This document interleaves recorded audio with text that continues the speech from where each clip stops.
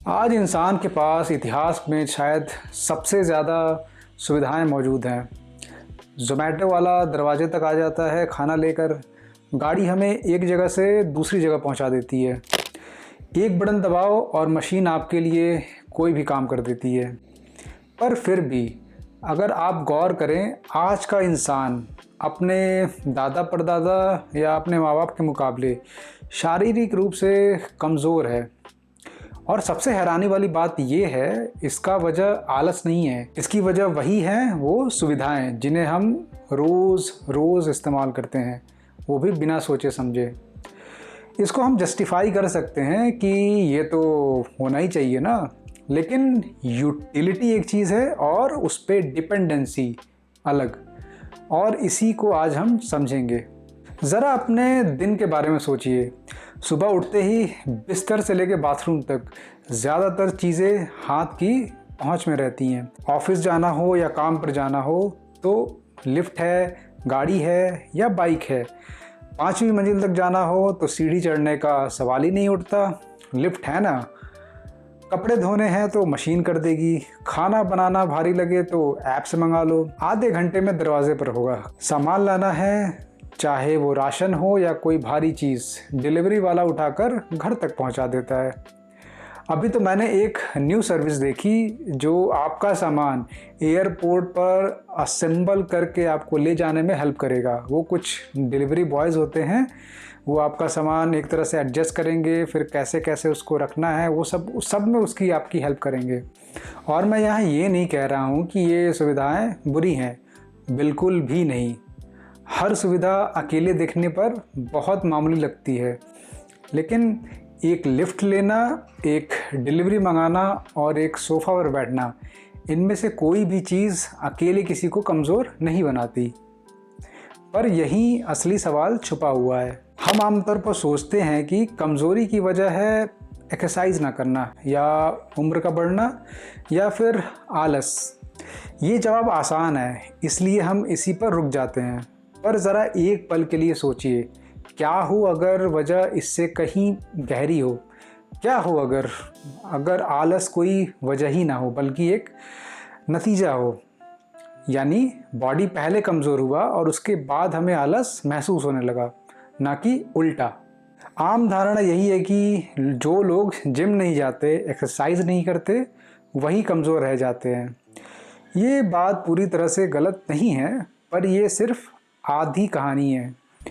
असली मामला सिर्फ एक्सरसाइज का नहीं है, असली मामला है रोज़ की ज़िंदगी से वो सारा नेचुरल फिज़िकल लोड जो कभी अपने आप बॉडी को स्ट्रॉन्ग रखता था, वो धीरे धीरे पूरी तरह से गायब हो गया है। ज़रा सोचिए, आज से 50-60 साल पहले की ज़िंदगी कैसी थी? ज़्यादातर लोग पैदल चलते थे क्योंकि गाड़ी हर किसी के पास नहीं होती थी, चाहे वो बाइक हो या कार हो। किसी किसी के पास साइकिल होती थी। पानी भरकर लाना पड़ता था, ज़मीन पर बैठकर खाना खाया जाता था और वहीं से उठना पड़ता था। घर के काम हाथ से होते थे, मशीन से नहीं। और इनमें से इस एक्टिविटी को कोई एक्सरसाइज नहीं बोलता था, ये सिर्फ रोज़ की ज़िंदगी थी। तो सवाल ये उठता है कि जब ये सारी चीज़ें अपने आप बॉडी को मजबूत बनाए रखती थीं, बिना किसी अलग के कोशिश के, तो अब वो असर कहाँ गायब हो गया? क्या बॉडी बदल गई या ज़िंदगी बदल गई और बॉडी उसी के हिसाब से ढल गई? यहाँ समझने वाली सबसे ज़रूरी बात यह है, बॉडी एक बहुत सीधे रूल पे चलती है। जिस हिस्से को बार बार लोड पड़ता है, बॉडी उसे मजबूत बनाए रखता है, और जिस हिस्से पर लोड नहीं पड़ता, बॉडी धीरे धीरे उसकी कैपेसिटी कम कर देती है। जैसे कि कान की, अब उसमें क्या इसमें मसल्स बनेगी, इसका कोई यूज़ नहीं रहता बस सुनने के अलावा। तो ये कोई सज़ा नहीं है, ये एक समझदारी है। ये बॉडी का एक इंटेलिजेंट मैकेनिज़्म है। मांसपेशियाँ और हड्डियाँ बनाए रखना बॉडी के लिए एक हमेशा से महंगा सौदा रहा है, क्योंकि इसमें बहुत सारी एनर्जी खर्च होती है, रिसोर्स खर्च होते हैं। तो बॉडी सोचता है, अगर इस्तेमाल ही नहीं हो रहा है तो इतनी ताकत बनाए रखने का क्या फ़ायदा? और वो धीरे धीरे बिना बताए अपनी कैपेसिटी कम करने लगता है। अब इसे अपनी ज़िंदगी पर लगा कर देखिए। सुबह सीढ़ी की जगह लिफ्ट, बॉडी को क्या सिग्नल मिलता है कि टांगों को ज़्यादा ज़रूरत की आवश्यकता नहीं है। ऑफिस जाने के लिए पैदल चलने की जगह गाड़ी। बॉडी को सिग्नल मिलता है कि चलने की क्षमता ज़्यादा मायने नहीं रखती। दिन भर कुर्सी पर बैठे रहना, ज़मीन पर उठने बैठने की नौबत ही ना आना, तो बॉडी को क्या सिग्नल मिलता है कि जोड़ों के अंदर जो लचक होनी चाहिए वो ज़रूरी नहीं है। सामान खुद उठाने की जगह डिलीवरी बॉयज़ से मंगवाना, यानी बॉडी को सिग्नल मिलता है कि कंधे और पीठ की ताकत की ज़रूरत नहीं है। अब गौर करना, इनमें से हर एक सिग्नल अकेले में बहुत छोटा है, पर ये सारे सिग्नल दिन भर बार बार हफ्तों और सालों तक बॉडी को मिलते रहते हैं और बॉडी इन सारे सिग्नल्स को जोड़कर एक नतीजे पर पहुंचती है। अब पहले जितनी ताकत की ज़रूरत नहीं है और वो उसी हिसाब से खुद को ढाल लेती है। और यही एक मेन वजह है कि बिना जिम जाए बॉडी पहले जैसी फंक्शन और प्रॉपरली काम नहीं कर सकती, क्योंकि उसको चाहिए लोड, और लोड आपको जिम में वेट उठाने से ही बॉडी को मिलेगा और उसी से बॉडी स्ट्रांग होती है। ये कोई अचानक हुई कमज़ोरी नहीं है, ये हज़ारों छोटे छोटे सिग्नल्स का नतीजा है जो हमें रोज़ महसूस भी नहीं होते। अब इसको एक एविडेंस के थ्रू बताता हूँ। एक रिसर्चर थे जेम्स, उनका काम इस पूरी बात को समझने में बहुत मदद करता है। उन्होंने पाया था कि रोज़ की छोटी छोटी हरकतें, जैसे चलना हो गया या खड़े होना या सीढ़ी चढ़ना या कोई भी हल्का फुल्का काम, पिछले कुछ दशकों में बहुत ही ज़्यादा घट गई है। इसको वो बोलते थे NEAT, यानी एक्सरसाइज के अलावा दिन भर में अपने आप होने वाली हरकतें, उनको नीड बोलते हैं। और सबसे इंटरेस्टिंग बात यह है कि ज़्यादातर लोगों की बॉडी की रोज़ की जो एनर्जी एक्सपेंडिचर होता है उसका बड़ा हिस्सा इसी नीड से आता था, ना कि जिम से, और यही हिस्सा सुविधाओं की वजह से सबसे ज़्यादा कम हुआ है।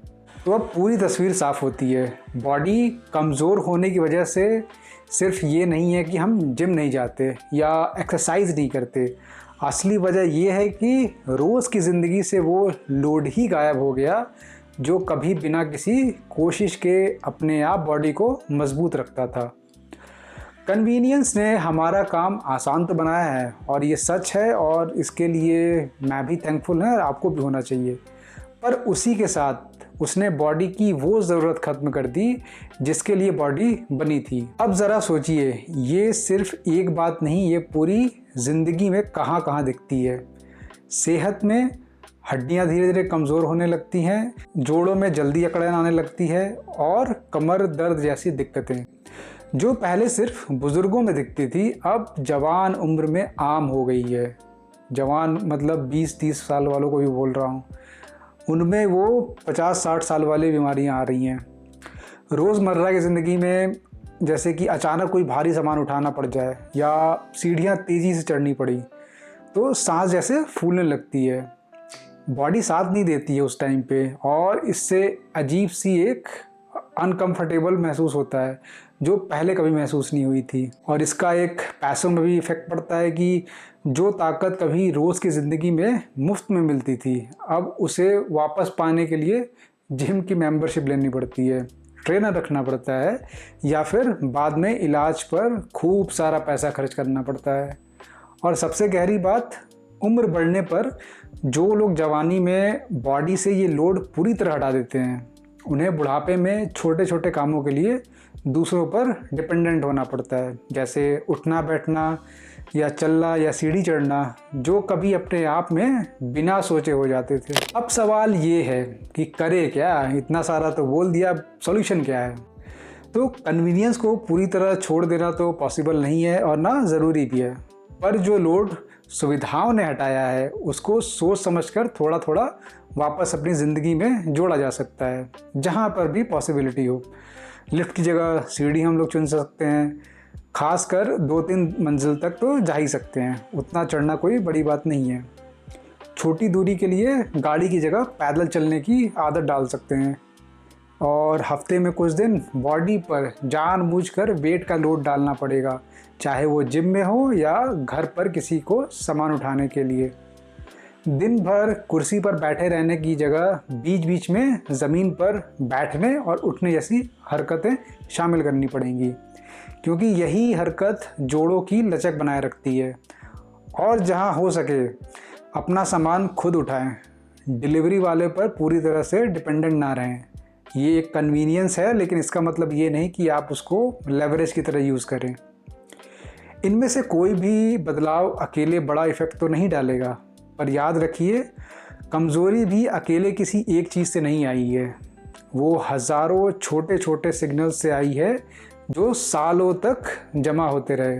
तो मजबूती भी वैसे ही वापस आएगी, छोटे छोटे सिग्नल से जो रोज़ बॉडी तक पहुंचते रहे। कन्वीनियंस ने हमारा काम आसान बनाया है और ये सच है, पर उसी के साथ उसने चुपचाप धीरे धीरे बॉडी से वो लूट भी छीन लिया जो कभी बिना किसी कोशिश के उसे मजबूत रखता था। तो सवाल ये है कि जो ताकत सुविधा ने चुपचाप छीनी है आपसे, क्या आप उसे वापस जानबूझकर अपनी रोज़ की ज़िंदगी में जोड़ेंगे? अगर हाँ, तो आज से और अभी से एक छोटे छोटे बेसिक मूवमेंट्स ऐड करना स्टार्ट करिए और इससे आपको हेल्प मिलेगी आपको फ्यूचर में।